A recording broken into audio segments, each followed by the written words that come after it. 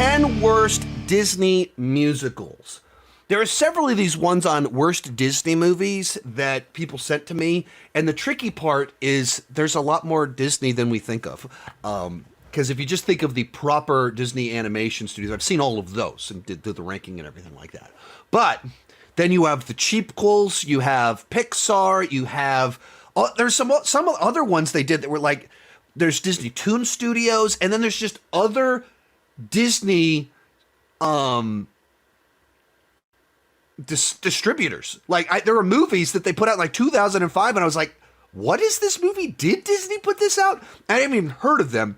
So some of them, I was looking at these like, how much can I even react to them? Because I haven't even heard of some of this stuff. But what do we have? The 10 worst Disney musical movies ranked.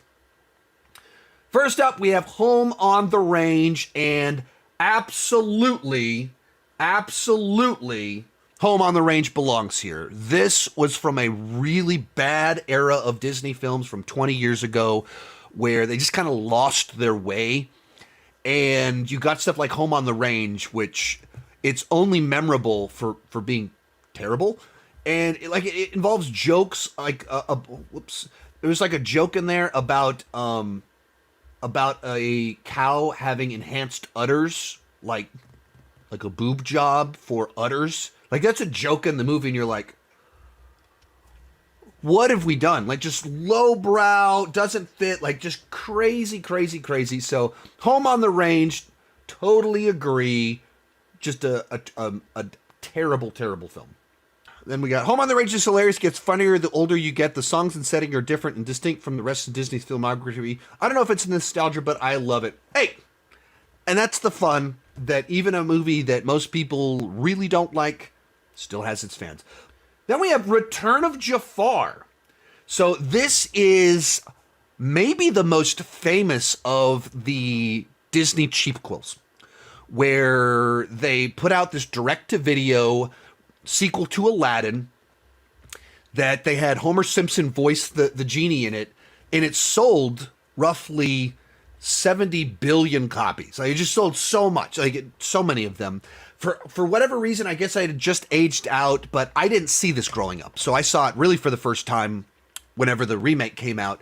And I didn't think it was particularly good, but I didn't think it was particularly bad either. It was just kind of like, there it is, more Aladdin. I thought the second sequel was better and had a better plot to it, but I don't have much to say because I just don't have that strong of like memories of it. It was just like, okay, that happened. Then we have The Jungle Book 2. I have not seen this one, so I can't chime in on it. This was the era of where they were trying to really dive into the world of the cheapquels. So they're doing cheapquels to their movies that came out decades before.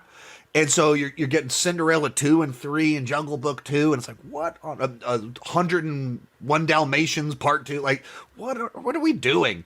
So I haven't seen it. I can't chime in on it, but, you know, Return of the Jafar at least was an event that people talked about, and it was like a thing that it, like the fact that they did a direct-to-video sequel to Aladdin and Homer was the voice, like that was a big deal. And that's coming from me as someone that didn't even watch it, and I knew the kind of the backstory on it.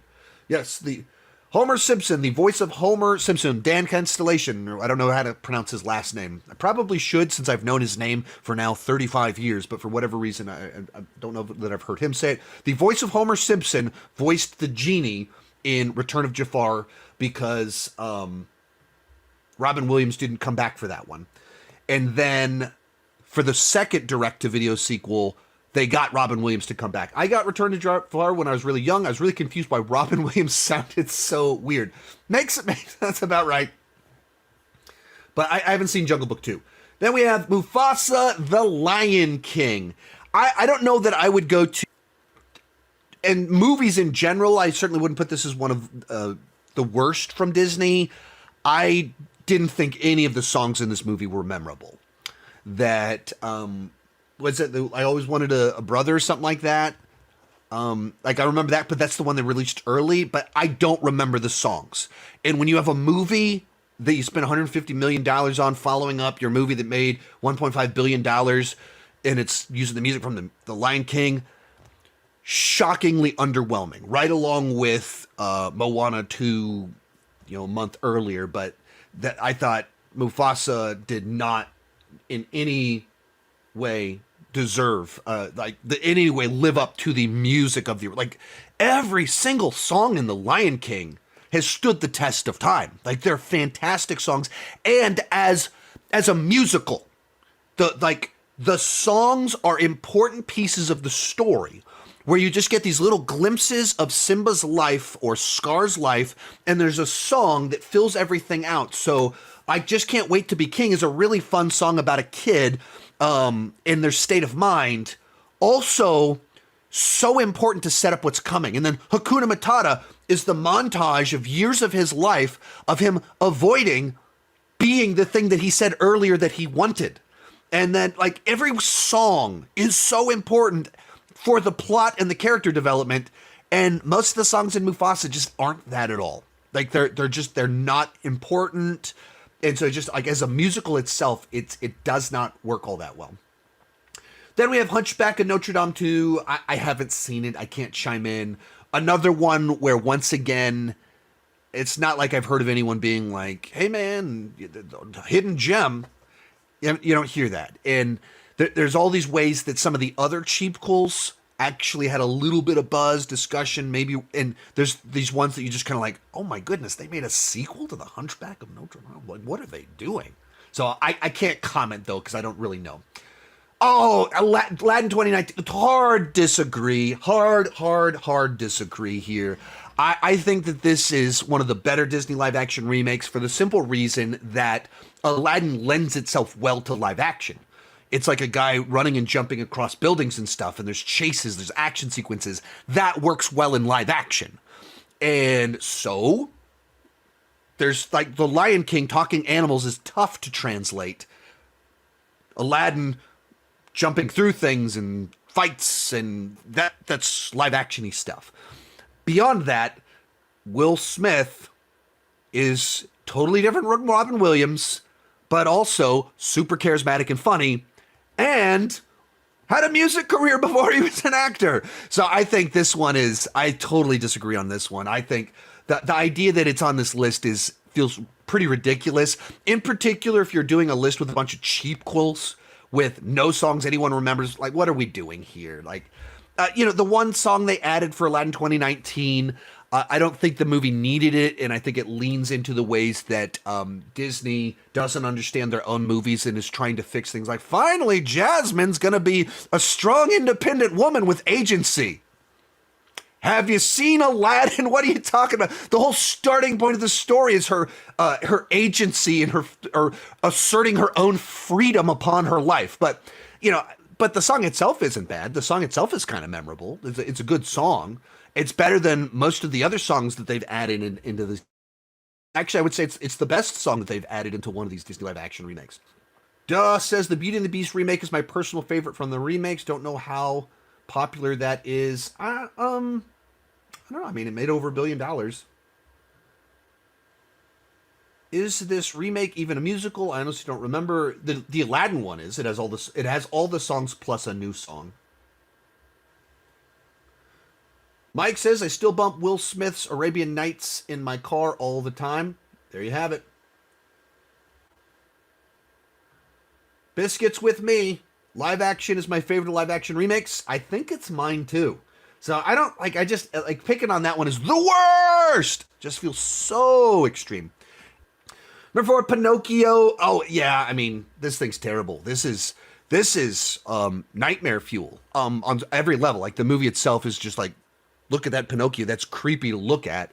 But the fact that they brought in so much Oscar talent, like the guy that wrote it, Oscar nominations, the guy that directed it, Oscar wins, and then Tom Hanks, Oscar wins. There's so much Oscar level talent making a soulless piece of garbage.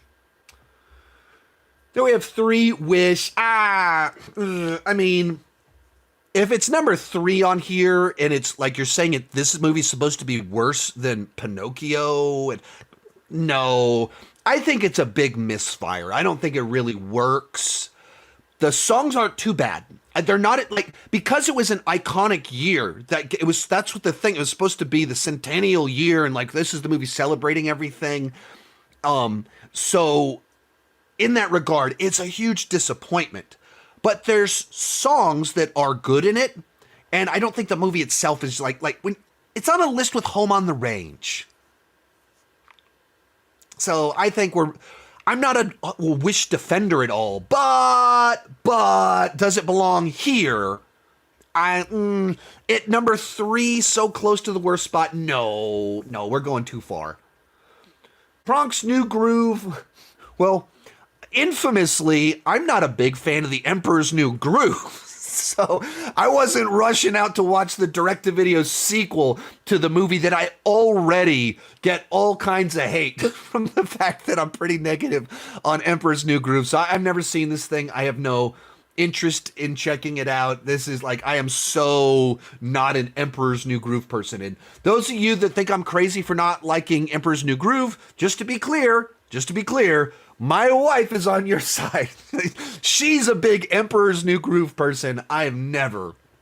I don't understand the love there. Then we have final one on here, Beauty and the Beast, Enchanted Christmas, and once again, I don't think I've seen it. I feel like maybe I've seen it, but anyway, I probably put it on at some point in time. It didn't leave any mark. So I can't really comment on its quality. I think that's what's like this list. I think what's a little frustrating about it is about half of the list are cheapquels that are just kind of these obscure things over here. Did you get the direct-to-video 1997 Beauty and the Beast Christmas special? Like that sort of thing. As opposed to like $150 million Pinocchio, $200 million Wish. They're categorically different to me. Home on the Range, part of the Disney canon. Really awful movie. And a Disney live action remake. The fact that of all the ones they could pick for a Disney live action remake that's bad, Aladdin?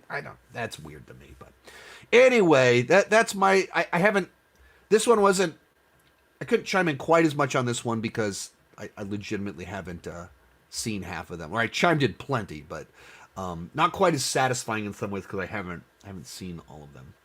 Here we go. Disney Nerd, the expert, chimes in.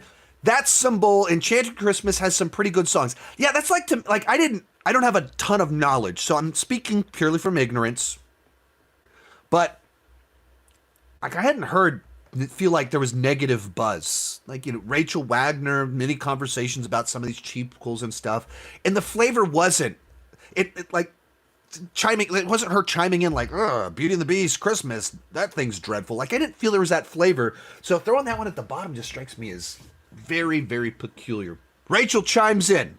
I did mention her in specific regards to the Beauty and the Beast one. I don't really like the midquel elements of Enchanted Christmas, but Tim Curry's an evil organ is fun enough to make it not even the worst.